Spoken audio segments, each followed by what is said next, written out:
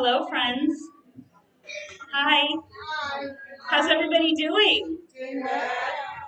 I spent so much time setting up the room, I missed the keynote.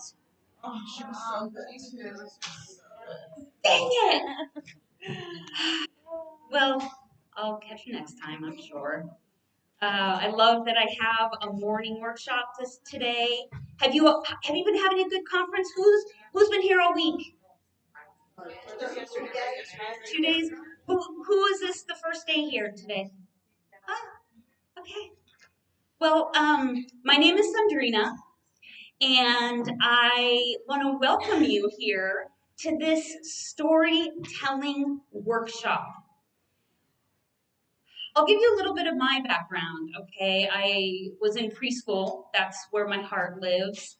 I did a home care setting for a little while, and substitution, churches, synagogues, you name it, everywhere, all over the place. And so I'm a teacher and I'm a puppet maker. Okay, I've been making puppets for 25, 30 years. Actually, since I was 12, so that's a lot longer. We won't go into the details. Um, and just as a disclaimer, yes, I did make all the puppets and felts that you see here, including my felt board. Yes, they are for sale, so I have that as a vested interest, but this workshop is going to give you the tools and strategies and ideas to use with any materials that you have or ever will have in regards to storytelling, okay? Carpet time in general. So, and then of course, I'm a mom, and I'm an autism mom, so I have a lot of experience with special needs and neurodivergent needs. And I'm a storyteller, or some people might say I'm a story actor.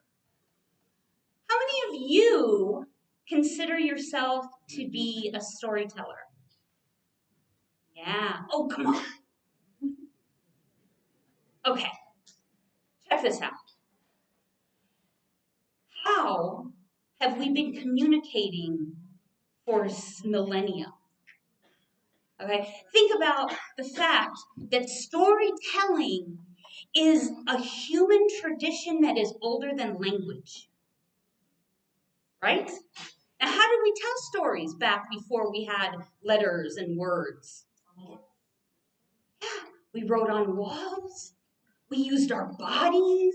We used dance. We used shadows. We used props, sticks, leaves, masks, bird feathers. We used whatever we could to help our community understand what we wanted to convey. Now, what about if you have something important you need somebody you care for to understand about you? What do? Tell them a story.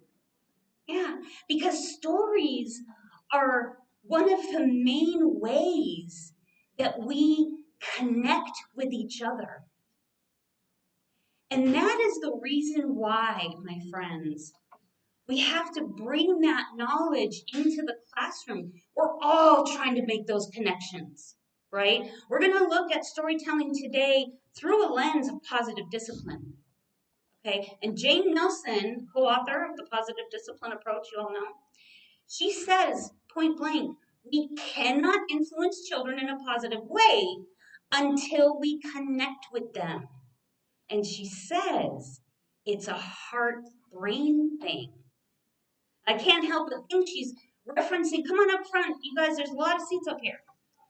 I can't help but think that she's referencing some research that was done, okay, at Princeton by Dr. Hassan. I won't go into all the details, but basically he hooked up some functional MRIs to a storytelling situation.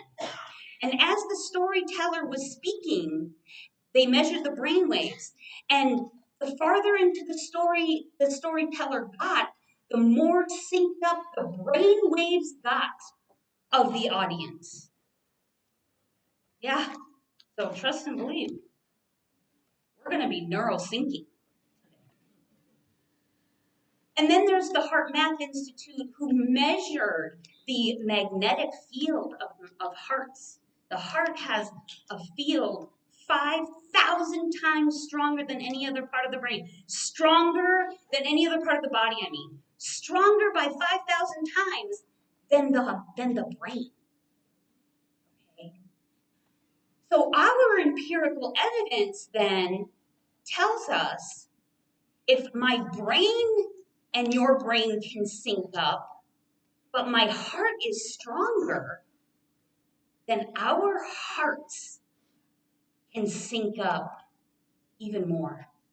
And they have measured that. And in fact, our hearts can sync up, can affect, my heart can affect your brain.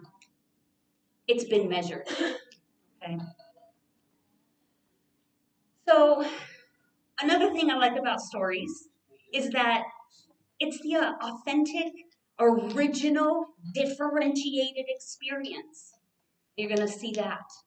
It's an opportunity to make formative assessments. You're going to see that.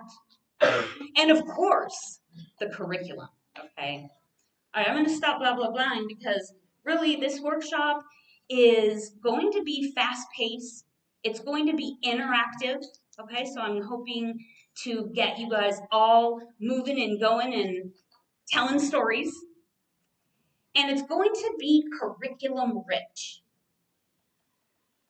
And I'm going to demonstrate, and we're all going to participate in puppet theory, prop handling, story time management tips, all right?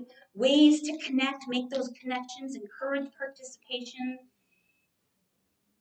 and nurture a culture of mutual respect in the classroom that we know leads to self-regulation and overall classroom management. So let's get going, shall we? I want to start out with a short, fun, content-rich story. And I'm going to do the same thing for you that I do with the children. I'm going to put a puppet on my finger, okay? This story is about Timothy Mouse. Timothy always wears a hat. You see Timothy's hat? He wears a hat because he's a little embarrassed about his ears. Yeah, I know. Well, because they're not as big and beautiful. So he has seen as his family's ears. Mom and dad, big ears. Even his little sister seems to have ears that are growing bigger than his. Yeah. But what Timothy doesn't realize is the reason his ears are not getting bigger is because he doesn't use them. Timothy doesn't listen. He doesn't listen to his mom and dad or his brothers and sisters. He doesn't listen to his teachers or even his friends. Well, Timothy was walking along and he was feeling very concerned and actually trying to think of how maybe he could solve this problem of his. So he was in a solution-based frame of mind when he ran into his friend, Betty Bunny. Oh, hello, Timothy. Hi, Betty. Wow. Gosh, you have such big, beautiful ears, Betty. Oh, thank you, Timothy. Well, I mean, how did you get such big, beautiful ears like that? Oh, that's easy. I got them from listening. Huh? What did you say? Timothy, my ears grow bigger and bigger because I use them. I listen to people. What?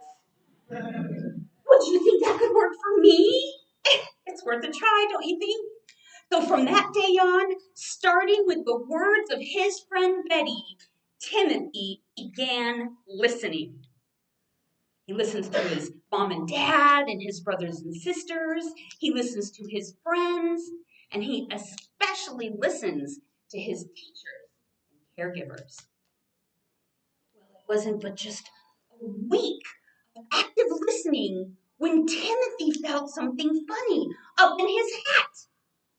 Oh my gosh. Excited, he ran over to the mirror. He took off his hat, and there they were, the most beautiful listening ears you ever did see. Do you all have your Timothy Mouse listening ears on? Yeah?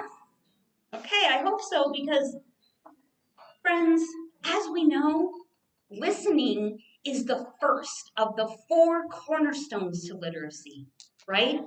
And story time is when we really want the children to practice their listening skills. All right? And, you know, puppets, and felt, and any kind of prop. Anytime you have a concrete visual aid, something tactile to interest them, they're more likely to listen, aren't they? And then we have speaking, the second cornerstone to literacy. You ever notice how vocal children become when speaking to or for a puppet, or a doll, or a stuffy, or the animals in the farm set, right?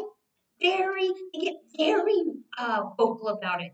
Their inhibitions, any shyness, okay, creativity, imagination is sparked. Don't you find that? And guess what? We as teachers can also use the puppets to spark our imagination and let our inhibitions fall away.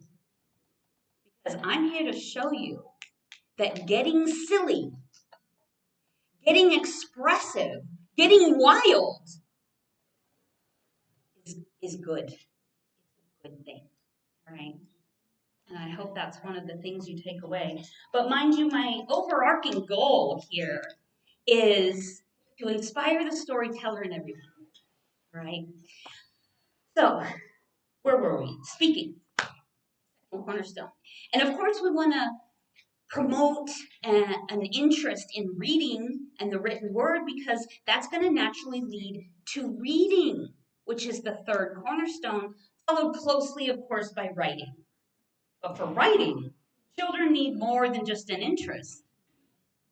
They need to have strong, fine motor coordination, right? And that's exactly why I start all workshops, storytelling workshops, literacy workshops, math workshops. It doesn't matter what kind of workshop. We start with finger plays. Okay? They're fun, easy to learn, and a comfort zone for children. And it's a way to strengthen fine motor skills while addressing a variety of other content. I'll show you what I mean. If you know it, feel free to join in, even if you know a different version. 2 little blackbirds sitting on a hill. One named Jack, the other named Jill. Fly away, Jack. Fly away, Jill. Come back, Jack. Come back, Jill. Isn't that easy? Very simple. Now, how many of you are working with infants and toddlers? Okay, so I like to get one-on-one with baby, okay? Establish that joint attention where we're both looking at the same thing and hopefully baby is watching my face. Toddler is looking at my face because there's listening and then there's active listening. And the only way children are able to learn how to speak is by watching us speak, right? So we frame our face, we establish joint attention, and you want to fly the bird slowly at first, okay? And maybe don't move it as much. And watch baby track the bird farther and farther every time you do it with their eyes. And then, of course, we're practicing object permanence, okay? Because the birds have gone away, but look, they're back. They come back. So object permanence, a little peekaboo, a little surprise ending. And then we move on to the older children who, 3-year-olds, they're all about it. They're getting ready. They're with fingers, okay? They're trying to say the words. They're, by 4 and 5, they're really putting it all together and gaining ownership of this oral language tradition. Now, it's time for you all to give it a try with me. So let's see your 2 little blackbirds.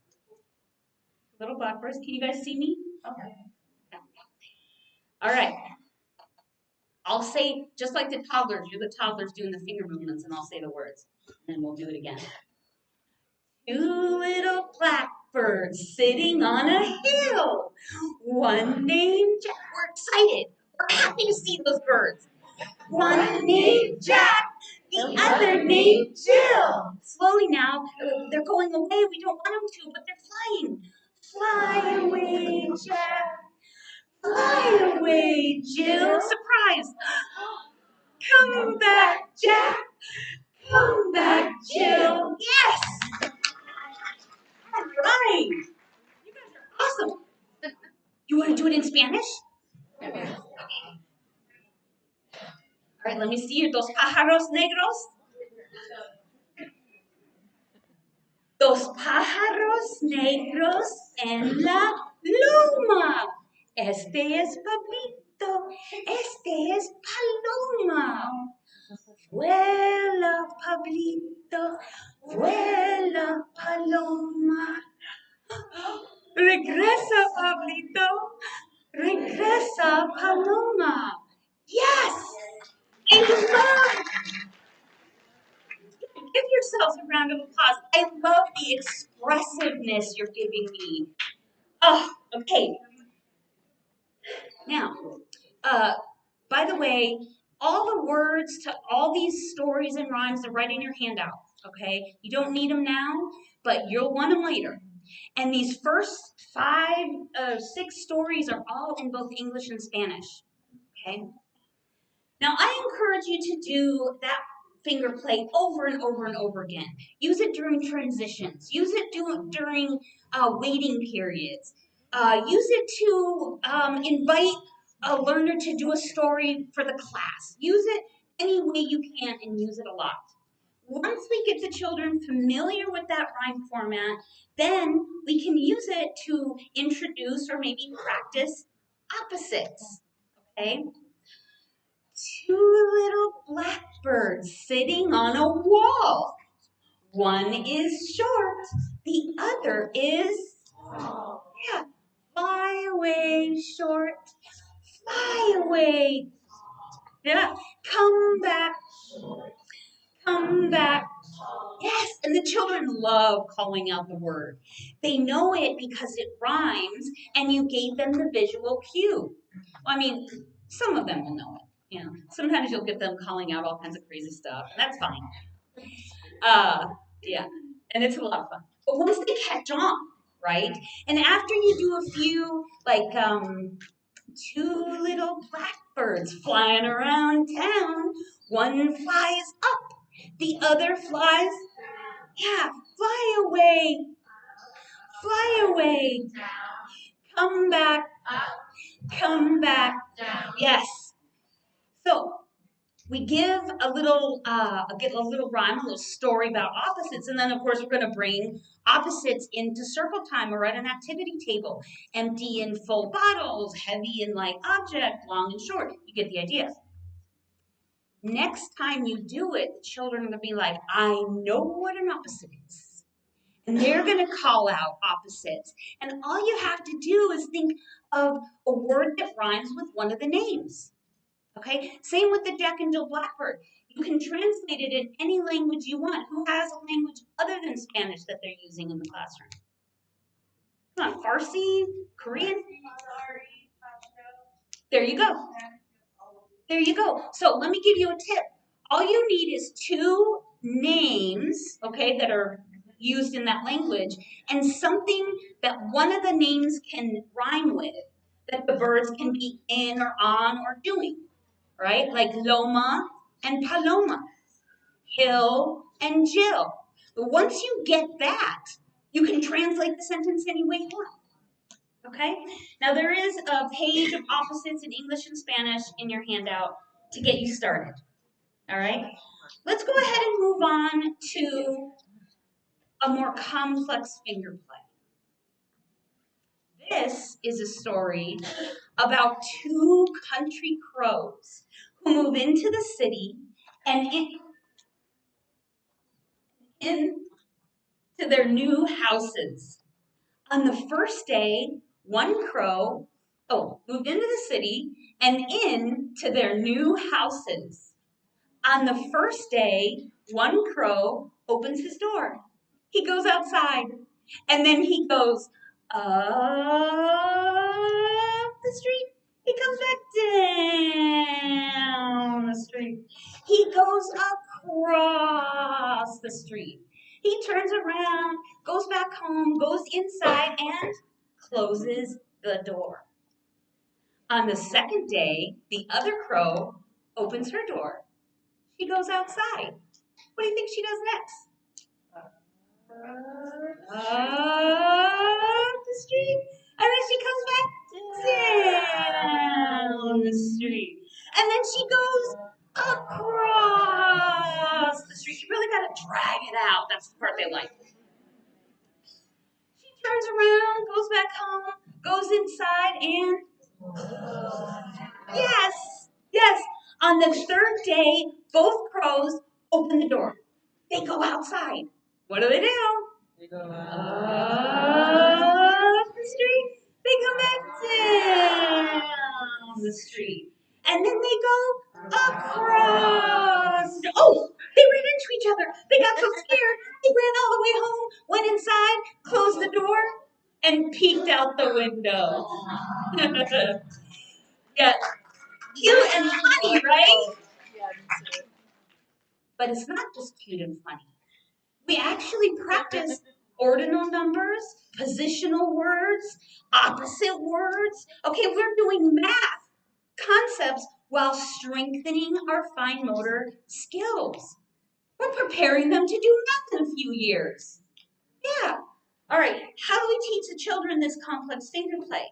We have to orient ourselves in the same direction as them and ask to see their country crows. See them. Let's see your country crows. All right. So they move into the city and into their new houses. See how the thumb can be completely covered? On the first day, what happens? He opens his door, he goes outside, and then he goes up the street.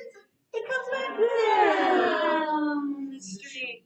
And then he goes across the street. And right here, you take a quick look and you see who's crossing, who's not. Okay? If somebody's not able to cross the midline on their own, you have to help them out later one-on-one, okay? That's a formative assessment, making a plan to help them out later and scaffold this skill. Turns around, goes back home, goes inside, and closes the door. And then you do the second one. We're sequencing a story, friends, right? On the third day, you have to turn around. Both crows open their door. And then what? They go outside. Yeah. And then they go up the street. They go back down the street. And then they go across. Oh, they ran into each other. They got so scared they ran all the way home. Went inside, closed the door, and peeked out the window. Yes, there's the hard part. Especially for the little fingers. And you'll see them get their thumb in and they'll work on it. And you want to do it over and over. They always say, do it again. And so, of course, we want to do it again if possible. All right? Now, this next finger play is a rhyme that all children can relate to because it's about that time at night when mother calls them to bed. Come, my bunnies, time for bed. That's what Mother Bunny said. But first I'll count you just to see if you have all come home to me.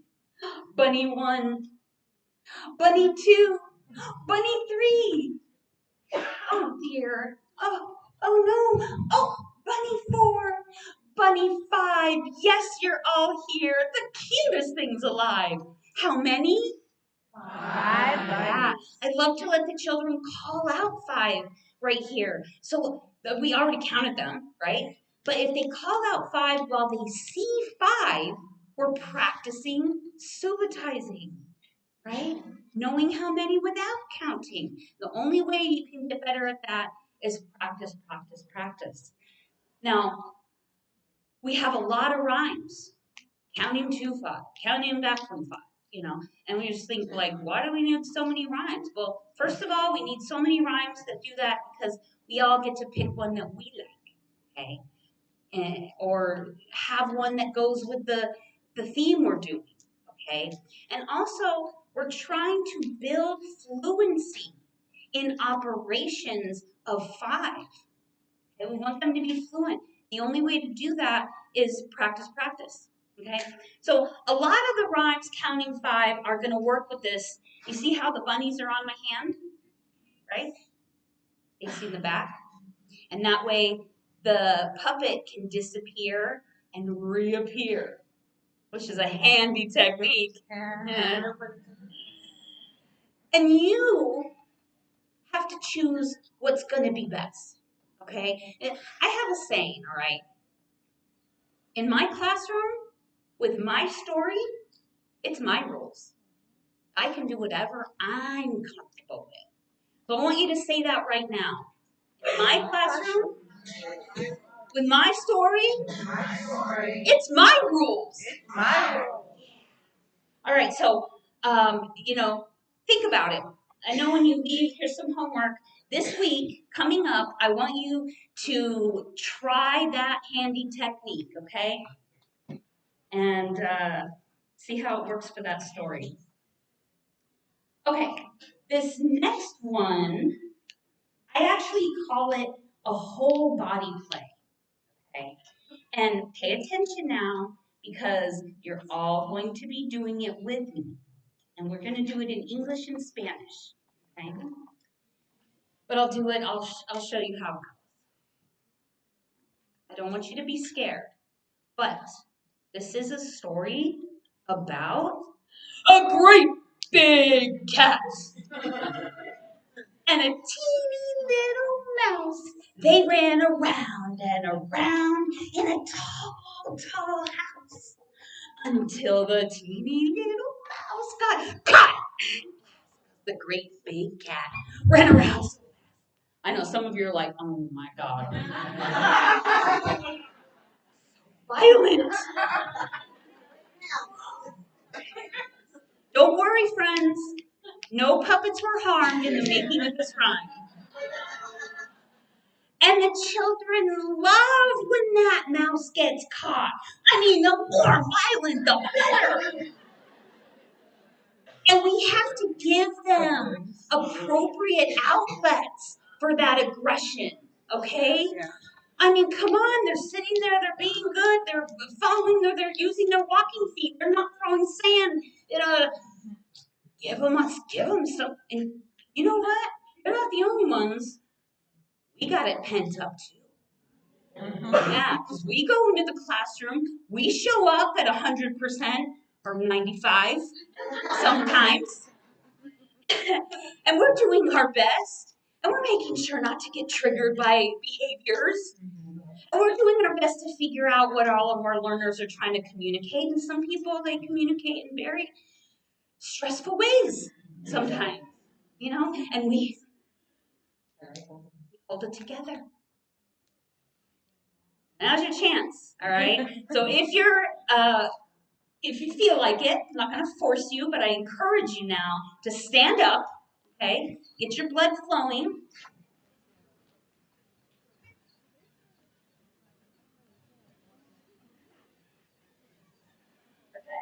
Thanks to the screen, you'll probably be able to see even if you're sitting down. Now you remember the great big, yeah, get the stretch going. I like to shake a little. Yeah. Okay, you remember the great big cat had this big menacing, and a voice. Get your dark deep voice. Okay. Some of us might really identify with a big, hungry, fierce, fast cat. Okay. And then the teeny little mouse, right? Teeny little mouse. Some of us identify more with the little mouse. What I want you to try out in this story is I want you not just to tell the story, not show the story. I would like to see if you can be the story. Okay? So let's give it a try. What's this story all about?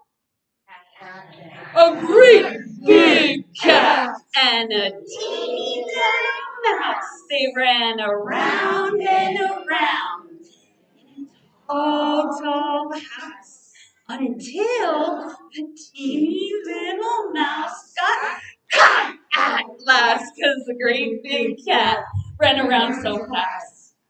Oh, I have absolute goosebumps, you guys. Yeah. I didn't even have to. We didn't even have to redo that. You were just like. Oh, okay. In Spanish? Yes. En español. ¿Listos? Había un grande gato y un ratón muy chiquito que corrieron dando vueltas adentro de un castillo. Hasta que ratoncito quedó bien atrapadito, porque el gato muy feroz tuvo vueltas más veloz. I wish you could have seen you all. I'll tell you what. Yes, bravo. Bravo, bravo. Okay. All right, you guys can sit down.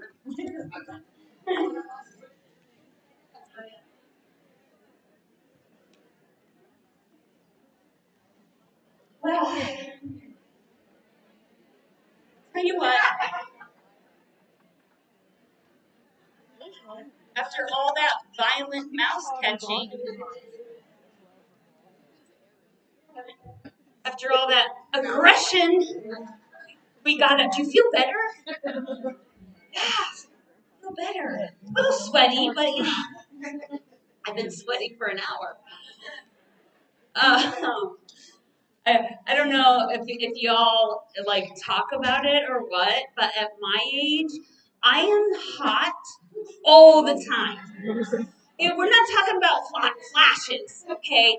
I'm so hot so often that I get cold flashes. Every now and then, all of a sudden, I'm freezing cold, and I'm like, I need a jacket. Okay, after all that violent mouse catching, it is time for a soothing story. All right, let's get quiet. Let's give the children a familiar tune and a soft tone, and maybe even a prop of their own because I have my little worm puppet, right? And the children just love my worm puppet, but I certainly am not going to be handing out everybody a worm puppet, okay? Unless I'm filthy rich. One day I'll be filthy. Love that. But I might give them a little googly eyes, right? To make their own worm. Because I want them to model this worm rhyme. Little green inchworm, inch. I won't hurt you, I don't pinch. Never did anyone I harm. Can I take a little walk up your arm? Walking up your arm like this to give you a little kiss. And And then the children end in a little self-soothing hug, okay? And we know from research that just doing this, whether we do it to ourselves, try it out, we do it to ourselves, or if we do it to a friend, okay, it's so calming. It actually regulates our nervous system. So it's a very good tool to give our little learners, right, whenever they need to self-soothe. And I might even put my little green inchworm at the calming station, right? And so if there's an upset, they want to go to the calming station and use the worm and get a kiss and calming hug. But worms aren't just cute and cuddly. My worm is cute and cuddly. But they're also, oh, see, it's because of you. Mhm. Yeah, okay. But worms are wiggly, long and round. They dig in the dirt. They live underground. The plants are glad those worms are there. Yeah, because they make little pockets of air. For roots must breathe and have water too. It's ever so important what those little worms do. All that science in one little rhyme, okay? And it's easier to remember because it rhymes, right? Now, if we have a garden, who's lucky enough to have a garden at their, yes, yes. So if we have a garden and we've piqued the children's interest in worms, okay, we might want to find a book. Okay, I'm a big advocate. A rhyme and a book is like such a great combination. And whenever we have two texts on the same topic and we, do them both and talk about what we learned from them, that's a Common Core standard. For kindergarten, who's a kindergarten teacher? Just one. TK. TK is great. Yeah. Are you guys working towards the core standards for kinder or still with the foundations? Yeah. Good. Yes, because this is where TK lives. The puppets and props, this is where TK lives. All right. So I like puppets because some books, I should say some children are not interested in books. Okay. So they need a little extra. All right. Some children, they don't care about the book picture. They don't care about the puppet. They have to be the worm. Okay. These kinesthetic learners, they need to experience what it is like physically. Okay. So we help them out. Okay, friend, worms don't have arms or legs. Okay. Worms don't stand up straight. They're on the ground. Flop. Worms don't have eyes. Okay, worms wiggle and squirm. And now, just like, and do I do that in the classroom? Absolutely. Okay, because my friend who wants to be the worm gets to have somebody be a worm with them. All right, and maybe some other friends will join in and be a worm with their friend. It's fun. All right, so I tell the children now they have two worms, and I might give them two little worm wiggly eye guys, right? Or dots on their fingers, or just use your imagination, whatever it is. And this book is called Wiggle and Waggle. I love it so much because it's just full of STEM and gardening essence. Okay, wiggle and waggle were worms. All day long, they dug in the soil. The book says dirt. I say soil because it's a garden, so we have soil. Yeah, I change books all the time. They slid between the beets. They looped around the carrots. They pushed water the peas. Their tunnels gave the plants room to grow. This is hard work, said Wiggle. We'll never be done. Let's sing as we dig, said Waggle. And now they sing a song about working hard.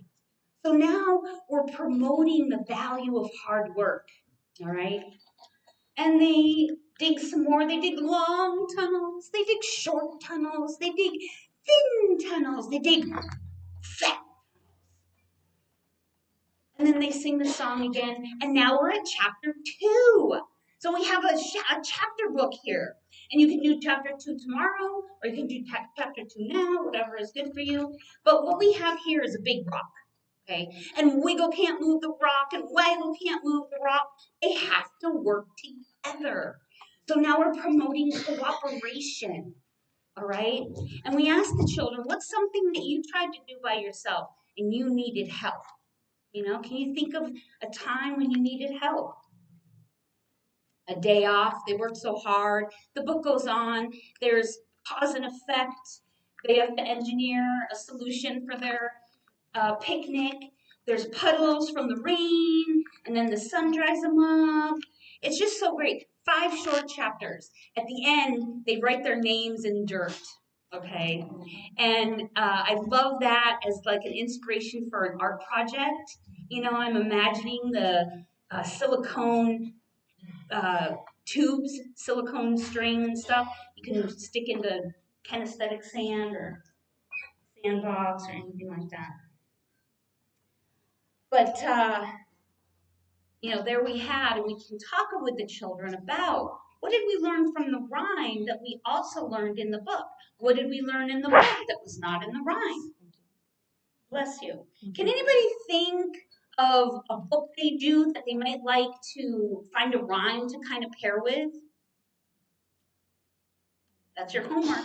That's your homework for today.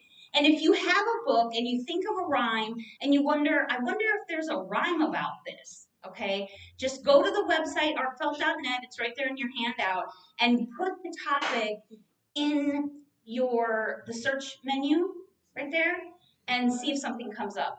And there's probably a rhyme sheet on it. Okay. Real quickly with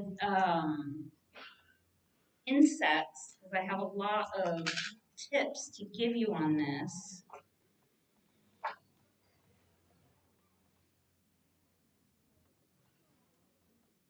Okay. The spider weaves a sticky web to capture bugs to eat.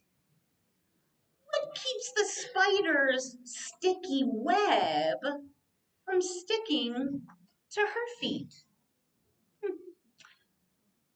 Spider webs are tricky. You see, not all the strands are sticky. Yeah. Unlike the passing hapless fly, the spider knows which strands are dry. But if she accidentally stands upon one of the sticky strands, she still will not get stuck. You see, her oily body slides off free. I bet you learned something there. And you know what? You are going to remember it for a long time. Against your will. 50 years from now, you're not even teaching anymore. You're at your grandchildren's wedding rehearsal dinner on the patio of a gorgeous restaurant, and you see a spider web in the corner. And you say, look, see there? See a spider web? You know. Not all the strands are sticky. Okay, couple tips here. So now, of course, you want to do, what kind of a book might you do? Spider webs, right? My spider, unlike a lot of my puppets that just stick right to the felt board, my spider doesn't stick that great. I know some of you might be inclined to put some Velcro on there, and I am here to stop you in your tracks. Don't do that. Just get some double stick tape, okay? Double stick tape on the spider, and boom, Okay? Sticks right to it. In fact, double stick tape can be used to stick just about anything. Where's my little? Just about anything to the felt board. Let's say it's not felt. Oh. Just use double stick tape and then you can just take the tape off and throw it away. Double stick tape is great. Oh, I love to give the children after this rhyme a piece of double stick tape. Right? It's the sticky web. Okay, it's a sticky strand on the web, and they play with it.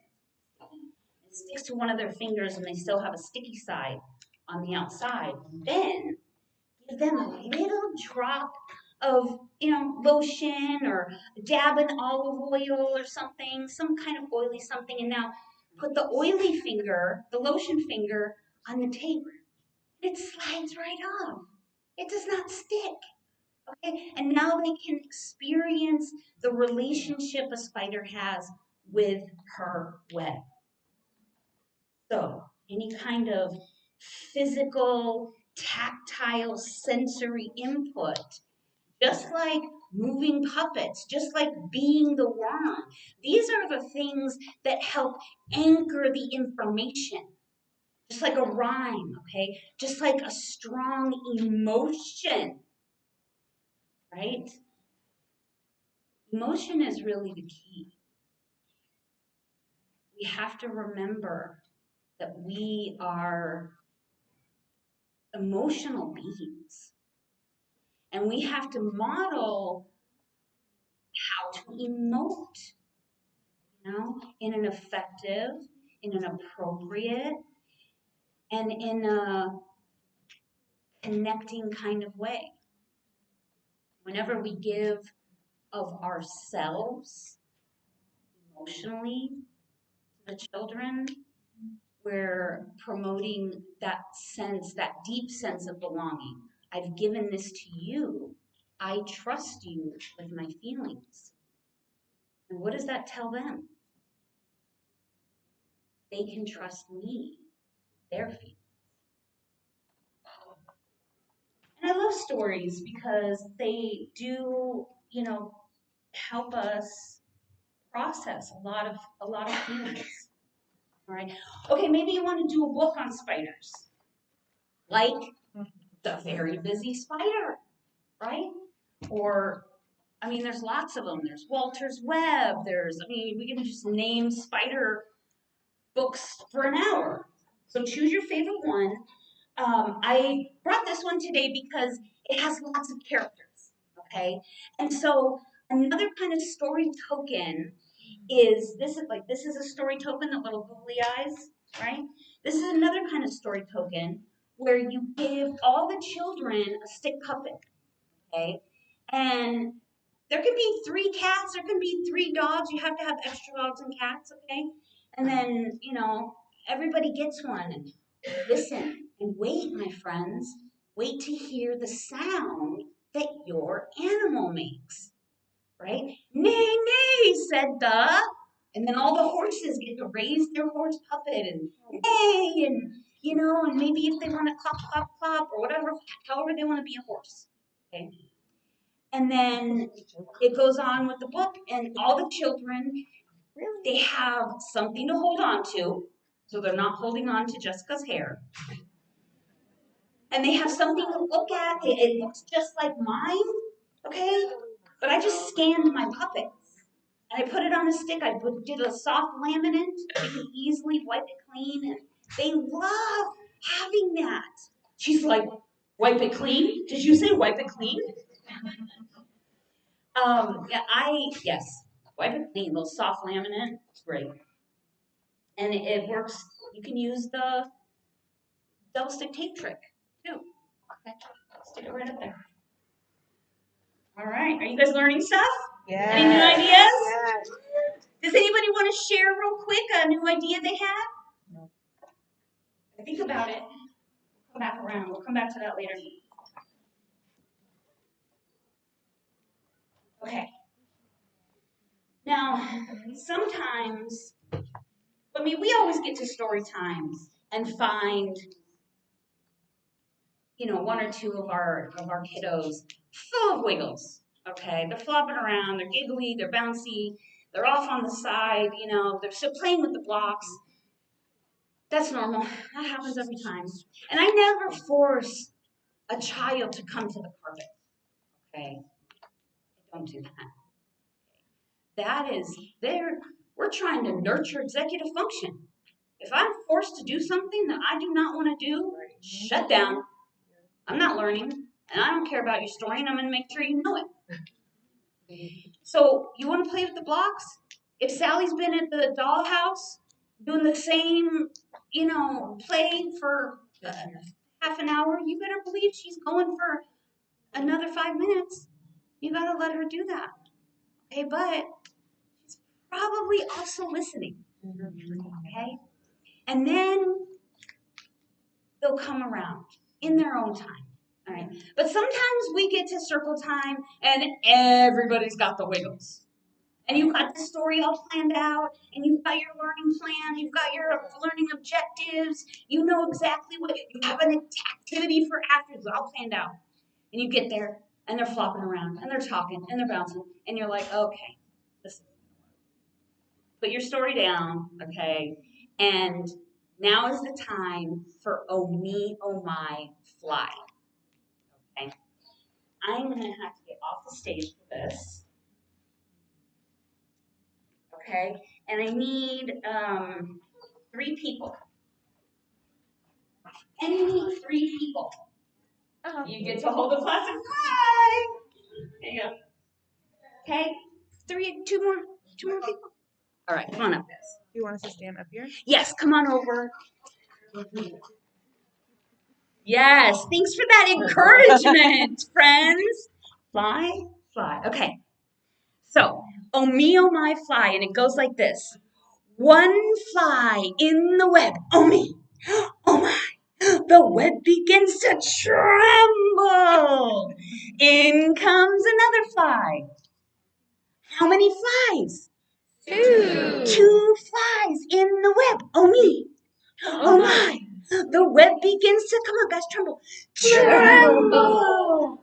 In comes another fly. How many flies? 3. You know they're calling out 3 rotely, but they're seeing 3. So we're practicing our subitizing. Yes, our subitizing. You see how many, you say how many, practicing subitizing. Okay? And the great thing is we get to do this however many children we have. In comes another fly. How many flies? 4. 4 flies in the web. Oh me. Oh my. The web begins to, come on guys, show me a tremble. Tremble. I promise you only have to tremble 2 or 3 times. And then the children got it from there. Okay? And they will tremble their little hearts out. Getting the wiggles out. And then the spider eats them one by one. Oh, no. Now here's the tricky part. You might need to spread the flies out. Okay? Now we're practicing one-to-one correspondence. Okay? Everybody has to grab a fly. Okay, so let's see your hungry spiders. The spider eats them one by one.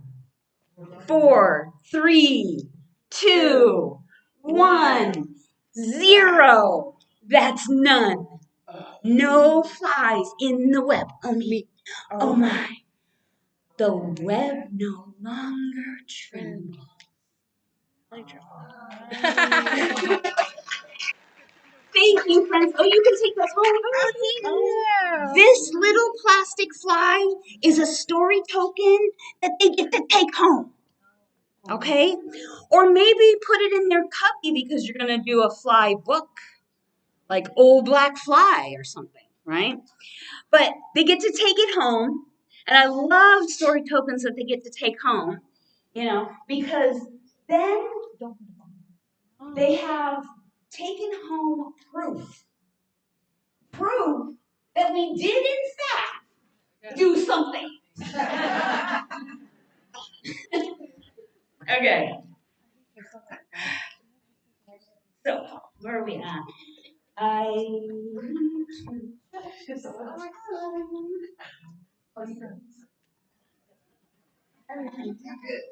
He's like, don't stop, keep going. Okay. It's bug season. Yeah. So we're into the insects right now.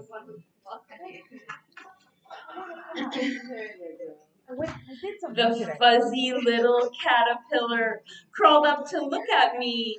He wiggled, and I giggled. Friends we soon would be. So I put him in this box, I did. Oh, please don't crawl away, I said. But the next time I opened up the lid, out flew a butterfly instead. That's so cute. Wait a minute, how old are you guys? It's cute, it's magical. Yeah. Metamorphosis. It's a magical time. Okay? And we certainly have lots of books on metamorphosis and butterflies. I mean, Mighty Wings, The Mysterious Monarchs, The Very Hungry Caterpillar, which I know by heart, so I'm not going to do it. I'm done. I like this one. It's gotta go, gotta go. No, it's not about going to the bathroom. I gotta go. So I'm just gonna set the book down. I've told that story enough.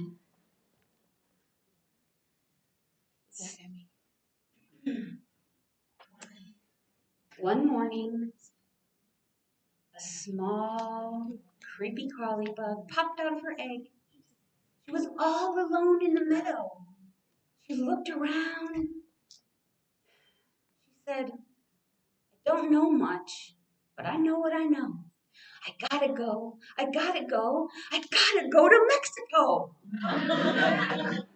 She creepy crawled away just as fast as she could. And she creepy crawled and she ate. And she ate and she creepy crawled. And then she ran into an ant. She crawled up to the ant. And the ant said, hello, creepy crawly bug. What are you doing? Oh, I gotta go, I gotta go, I gotta go to Mexico. Mexico? How are you gonna get to Mexico? I don't know, but I know I gotta go. Gotta go. Okay. She creepy crawled away just as fast as she could, and she ate, and she crawled, and she ate, and she crawled, and she crawled right out of her skin. And then she ate, and she crawled some more, and then she ran in to another bug. Where are you going, little creepy crawly thing? Oh, I gotta go, I gotta go, I gotta go to Mexico. Ugh, you're too small. You're just a tiny creepy crawly bug. Mexico is really far away. Come on, what are you gonna do, crawl there? I don't know, but I know I gotta go. Off she went.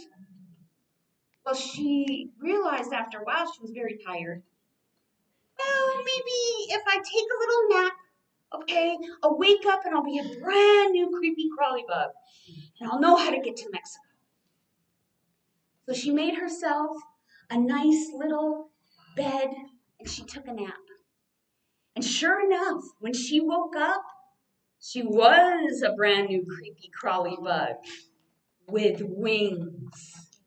And she flew and she flew and she flew some more. And when she stopped for a rest, she ran into a bird. And the bird said, well, hello, creepy crawly bug with wings. Oh, hello. Where are you going? What are you doing? Oh, I gotta go. I gotta go. Mexico. Oh, Mexico. No, Mexico is really far. You're just a teeny tiny, creepy crawly bug with wings. I don't know. How are you going to get there? Where is it even? I haven't even been to Mexico. And I'm a bird. Well, I don't know, but I know what I know. I gotta go. I gotta go. I gotta go to Mexico. And off she flew and she flew over the hills and over the valleys and the trip was long. And it was arduous. What do you think arduous means? Arduous. But finally, came to some trees. looked down and she saw millions of creepy, crawly bugs with wings. And up flew another one just like her. I'm supposed to have one, but I lost it. Just like her. You want to dance? Yes! And they danced and they danced. And here, the children get their own two creepy crawly bugs to dance and dance. And now you have the children dancing their creepy crawly bugs all over. I know my classroom is always totally chaotic. And we're all dancing, and that's just what it looks like, you know? And when they were done with the dance, the creepy crawly bug with wings knew she had to go home. She flew all the way home. She flew all the way back over the entire journey. She saw the bird. She said, I made it! And the ant cheered her on. Yes! Yes! You made it! And she went back to the very same meadow, to the very same bush where she started out. The following year, out of an egg popped a teeny tiny, creepy crawly bug.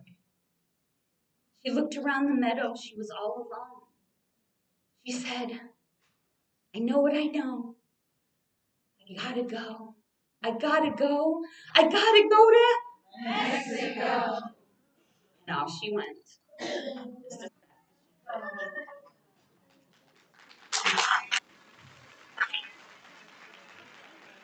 Gotta go, you guys. It's so good. But you gotta read the book, okay? I totally just did it how I want. I got my classroom, my story, my rules. Yeah! Yeah. Yeah. All right. You guys got it.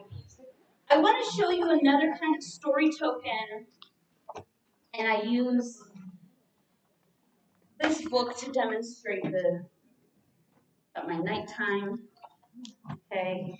And we all know and love owl babies. Oh, owl babies is a favorite, addressing that separation anxiety, okay? In this book, the baby owls, okay, they live in the tree with their mother. And the baby owls wake up one night to find that their mother owl is gone.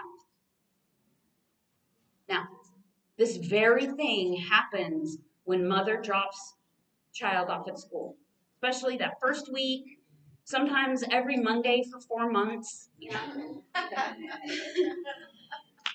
and, and so it's a big feeling, it's a real feeling. So what I like to do is offer the children a sensory token. Okay, it can be a little pom-pom, it can be a little cotton ball, you can get 2 pom-poms and put a beak and some eyes on there. See how it looks like the baby owl? Okay, it totally represents the baby owl. And the children have it there. And it relates directly to the story. They get to play with it, touch it, feel it, soothe themselves with it, right? So during these big feelings, they're soothing themselves. And the pom-pom gives them permission to relate directly to one of those baby owls. We know who we have, Sarah's and Percy's, and then little Bill. I want my mommy, said Bill. That's how it goes in the book. But I change it around. I do. And Bill said, I want my mommy. That way, I have the sentence Bill said that cues the children to chime in. Okay? Because in the book, it's always something different that the other owls say. They're talking about the hunting, they're talking about coming home, they're talking about. So it's not an obvious cue to our learners, our young learners. So Bill said, I want mommy.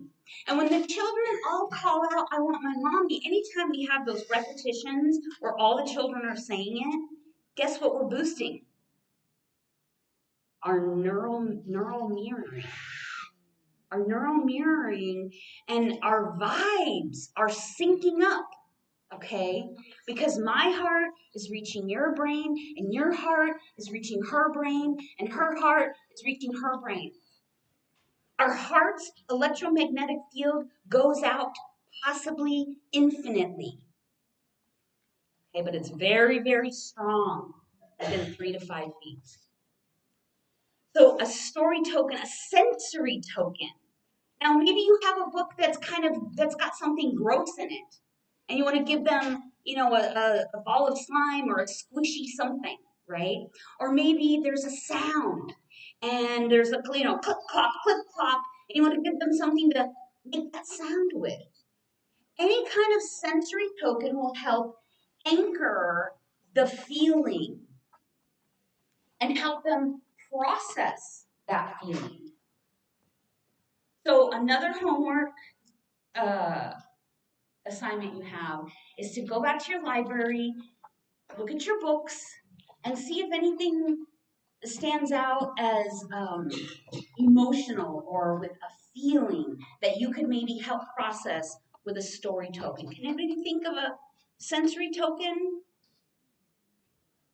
All right, think about it.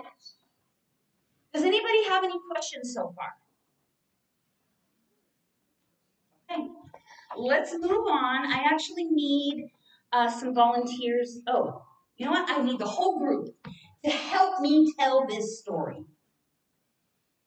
This is a story the children just love finishing the line. Okay? So you're going to help me do that. It's called Five Busy Shapes. And friends, make sure to have your words. Okay? Yeah, I always have a friend. You always have a friend who comes and helps you. Or two or three. Okay? Oh, throw the words away. Always have your words. When I'm up here, I got you guys. You're such a great audience. Nobody's running around, kicking their nose, throwing up, or busting into the classroom. So, but when you're in the classroom, have your words handy. Okay. This is a story about 4 squares and 3 circles. They all went out to play. Since circles are round, they rolled away. But with 4 equal sides, all straight and all flat, the squares didn't roll, so they just sat.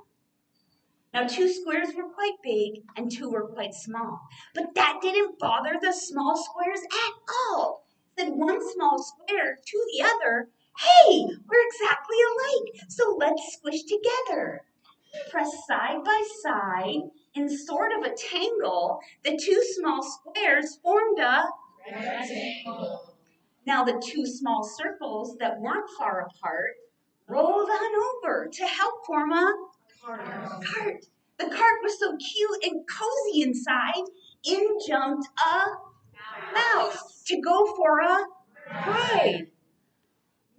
"If I had a roof," said Big Square 1, "I'd make a house for the mouse." "I'll make a roof," said Big Square 2. "Just cut me in half and I'll show you." So from corner to corner, cutting straight through, that square made a triangle. In fact, it made 2.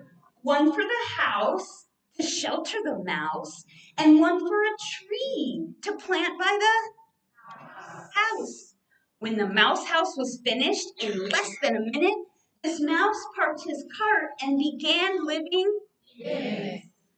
Now this third busy circle we didn't forget, we just haven't found a good use for it yet. "Oh, look," said Third Circle as she squeezed herself flat. "Now I'm an oval. Just look at that. Out by the house, I'll make a pool so Mouse can go swimming and stay nice and cool." When the pool was all finished, this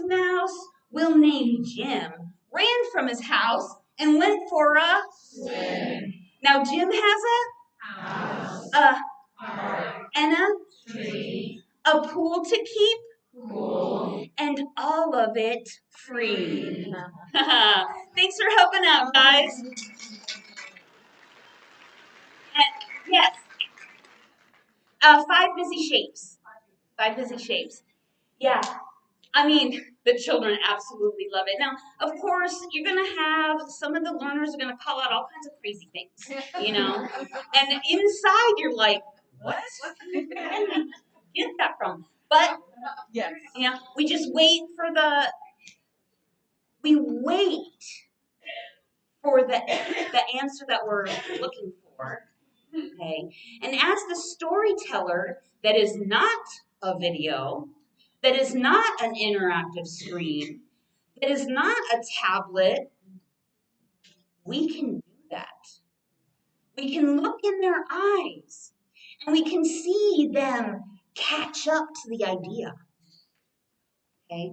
And that's what we do. Now we saw where to find shapes in the environment. We made small shapes out of big ones, big shapes out of small ones. Okay, we saw how the shapes relate to each other. This is big learning. Now, of course, we're going to have shapes at the activity table with scissors and glue and tape and markers and crayons and invite them to make their own busy shapes story. Of course, you can have any shapes you want there. If you take a hexagon and you cut the hexagon in half, what do you get? Trapezoids. If you add a triangle to the trapezoid, you gotta go. This is totally open-ended, friends. They can make anything they want. All right. How many of you think that you will definitely do 5 busy shapes? Yeah. Who does it? Okay. Now we're gonna do 5 elephants in a bathtub, and I'm going to need 4 volunteers. You get to do an elephant. Come on up. The stairs over here, friend. Sorry.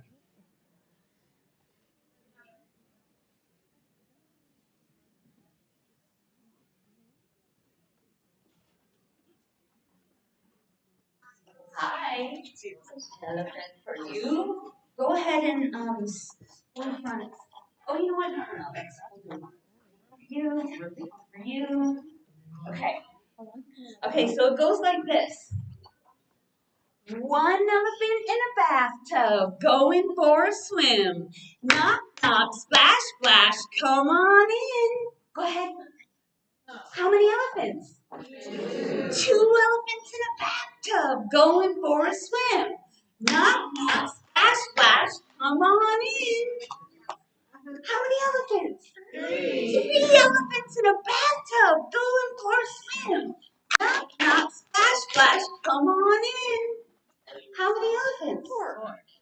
4 elephants in a bathtub? Going for a swim? Not splash, splash. Come on in. Go ahead, put them anywhere. How many elephants? 5. 5 elephants in a bathtub? Going for a swim?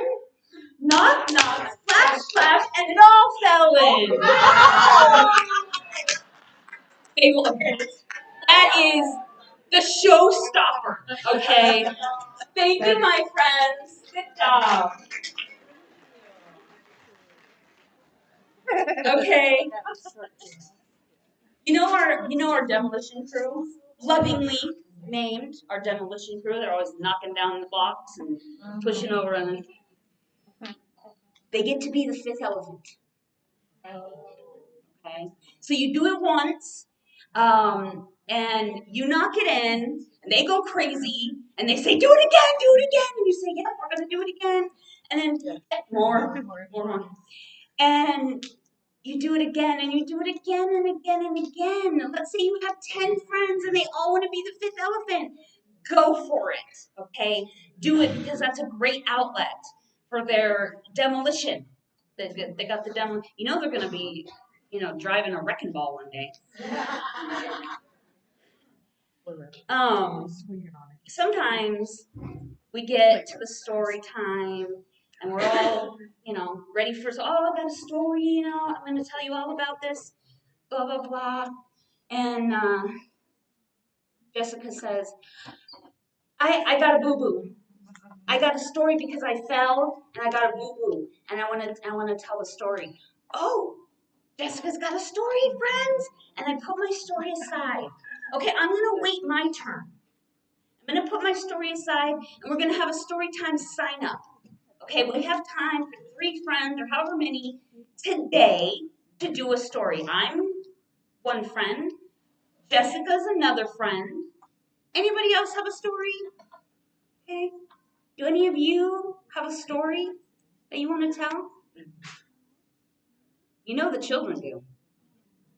You know they do. So you have a story sign up because I'm going to honor their story.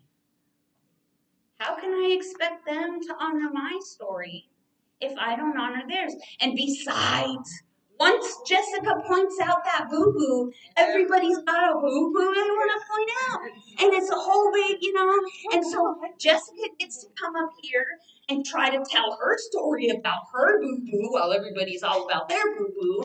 And it's a big boo-boo fest, okay? And let them get it out of their system. Okay, and you put the 2-minute timer or whatever you want to do, and then it's my turn. So that's just one more tip. Can any of you remember another tip that I gave earlier in the beginning of how to get the children to honor you with their attention? By letting them know, hey, we're going to do it together. I'm going to ask you to do it with me. After I do it, you get to do it. Or however you want to say it. They're like, oh. That works with some children. Not all. Okay. Oh, while I had the elephants, I just wanted to just remind you about Willoughby Wallaby, right? Willoughby Wallaby wee! An elephant sat on me. Willoughby Wallaby woo! An elephant sat on you. Willoughby Wallaby Wussica! An elephant sat on Jessica. Willoughby Wallaby Waggle! An elephant sat on the table. Willoughby Wallaby Walks! An elephant sat on the yeah, you can go around the whole room. Everybody gets a little elephant of some kind. You can have a make one, color one, bring one from home. Bring one from home. I like that. Okay? And every day they get to make up. This is a foundational thing. We need to have them all making up nonsense words. And it doesn't even have to be something they see. They can just poof it out of their imagination. Okay? Which absolutely do. They can totally make up nonsense words to do it. And they're good at it. But if they're not, and you notice the ones who are like, what is going on right now? Then,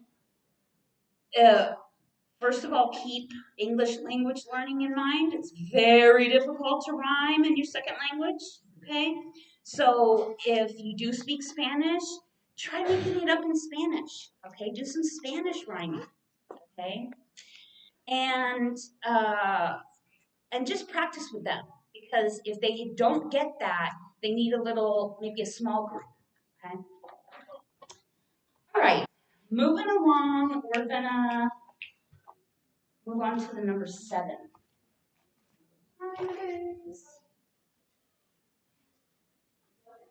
Ooh, it's 11:04. All right, we're good. Okay. One of the things, obviously, that I am promoting here is the use of concrete visual aids. Okay, and this is very important, especially with math, because people need that visualization. All right, this book It's quack and count. It's in the pond. They're all camouflaged. You can't even see them. But there's some great math going on here. But this is one, like you can literally use the yellow rubber duckies on a table, okay, just to get this great visual math that's going to happen. So, 7 ducklings in a row. Count those ducklings as they go. 2, 3, 4, 5, 6, 7. Flipping, sliding, having fun. 7 ducklings, 6 plus 1. 7 ducklings, 5 plus 2. Playing games of peekaboo. Chasing busy bumblebees, 7 ducklings, 4 plus 3. See how visually concrete that is? 7 ducklings, 3 plus 4. Quack, quack, quacking on the shore. Splashing as they leap and dive. 7 ducklings, 2 plus 5. 7 ducklings, 1 plus 6. In the water, playing tricks. Paddling, flapping, reaching high. 7 ducklings start to fly. Up, up, into the sky. Goodbye, ducks. Goodbye. In their typical V formation. That is a number 7. Isn't that great? And I love Keith Baker's illustrations. All of Keith Baker's books are just amazing. Go on and on. I could just do a Keith Baker. Okay. In this book, you know how some children just need a little encouragement to pick up the book, and now all of a sudden they're looking at it, and it's totally an emergent reader, very simple text. So what I tell them is that this book has 3 ladybugs hidden on each page. And I offer it at a table with a ladybug, any ladybug just on the tip of a pencil or a puppet or anything to help find the ladybugs hidden. There's also other pond creatures hidden. So it really gets them sitting down with the book, turning the pages, okay? We need them to be doing that. If they feel comfortable doing it, just because they're looking for something, it's still muscle memory, okay, of turning the pages in the book. All right? Goodbye, ducks. Goodbye. Okay. Now we're going to do birds. Oh, I can't. I can't. Yes, you can. Yes, you just do it. Just do it. Okay, fine. Do it.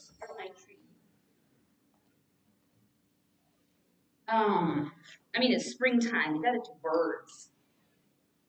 Oh my God, I did a workshop yesterday, and I was doing the birds, and one of the audience members started tweeting like a bird, and I was like, it sounded like a bird. I actually looked out the window first, and I was like, do the birds know? I thought literally the birds knew that I was doing birds, and then she, came out that it was her, and she did it, and we're like, oh. And then the birds came to the window. It was crazy. I was like, what did you say? She said, I don't know. Okay. Let's see. I got my giant map. Okay. There's one little bird in one little tree singing, I'm all alone and I don't want to be. So he flew far away over the sea and brought back a friend. to live in the tree.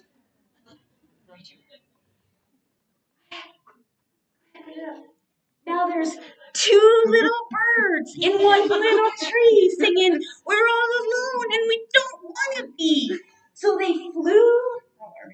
Yes, we're floating. Right. We're flying. Where are we going? Here, go for the friend. Go for the friend. We're flying. Three little birds flew out over the sea and brought back a friend to live in the tree. See how the kids are going to love this? That is nice. I mean, okay, how many birds? We have three. Three little birds in one little tree singing, "We're all alone and we..." Don't want to be. So they flew out far away We gotta go over get the another sea. bird. Go find a friend. They flew out over the sea. I told you, chaos. That's how I keep it. Uh-huh. It works out as the director walks in. Okay.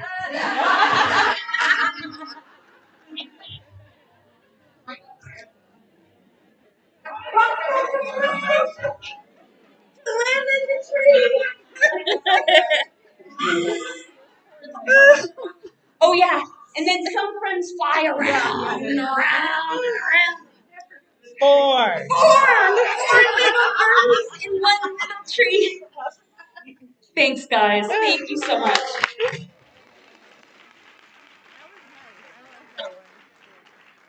Obviously, you can do however many birds you want. And don't forget, we have our friends. They have to be the bird. And in fact, this is a great one to just not even have bird puppets or props, okay? We can be the bird. How does a bird, what is a bird features? Some bird features we have. They have short legs, they have wings, short legs and wings. Do I look like a bird yet? And they peck them.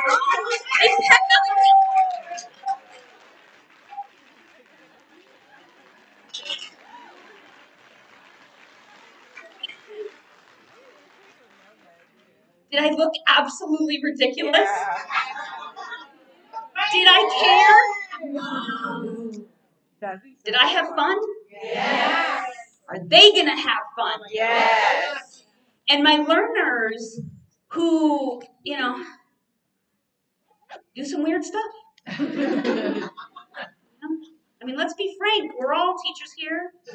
Some children do some things that are extra weird. Yeah. And so one of the things that I love to do, probably because my children, okay, respond so well when I do it, they shine a beautiful, compassionate, loving light upon those little weird quirks. Okay? Zane flaps. He flaps his arm even when he's not trying to be a bird. Okay? But I know when he's flapping, he's happy. He's excited. He's learning. So when I see him go, I say, "Oh my God, Zane, I just know you're so excited about something." And because my heart is full of appreciation for his little quirk, all my other friends' hearts will be full of appreciation. That's one of my favorite jobs in this hat. Okay, where are we at? I'm supposed to give myself a timer. Okay. Wait, not so good. Last story. Last story, and it has to be the quick one. Okay. All right, we got the crayon box that talked. You guys know it? I'm going to do the whole thing for you. It's very short. While walking in a toy store the day before today, I overheard a crayon box with many things to say. Don't like red, said yellow. And green said, nor do I. And no one here likes orange. But no one knows just why. We are a box of crayons that doesn't get along? Said Blue to all the others, guys, something here is wrong. So I bought that box of crayons and I took it home with me and I laid out all the colors so the crayons could all see. They watched me as I colored with red and black and white and Orange. and every color in between. They watched as green became the grass and blue became the Sky. The yellow sun was shining bright with white clouds drifting by, colors changing as they touched, becoming something new. They watched me as I colored. They watched till I was through. And when I finally finished, I began to walk away. But as I did, that crayon box had something else to say. I do like red, said Yellow. And Green said, so do I. And Blue, you were terrific, so high up in the sky. Because we are a box of crayons, each one of us unique. And when we get together, the picture is complete.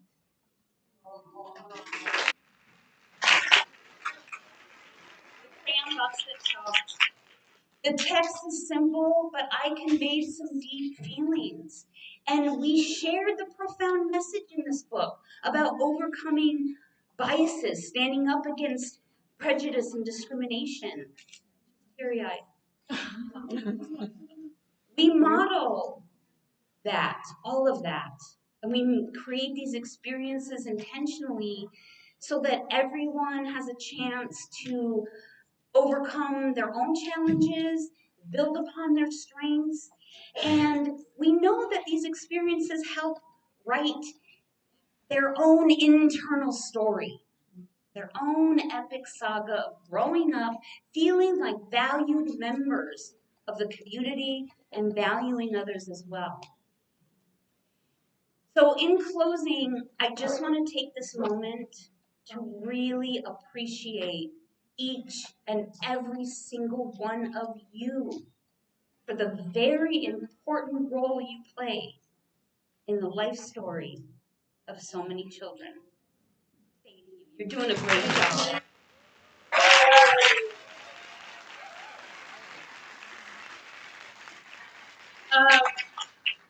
Jody has something to say. Just want to remind you all, if you please provide feedback on the back of your program. Yes.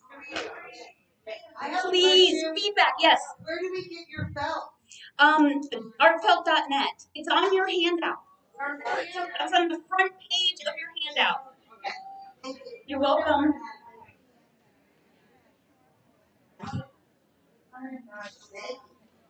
Awesome. This is your QR code test so I can get all your handout. The QR code here.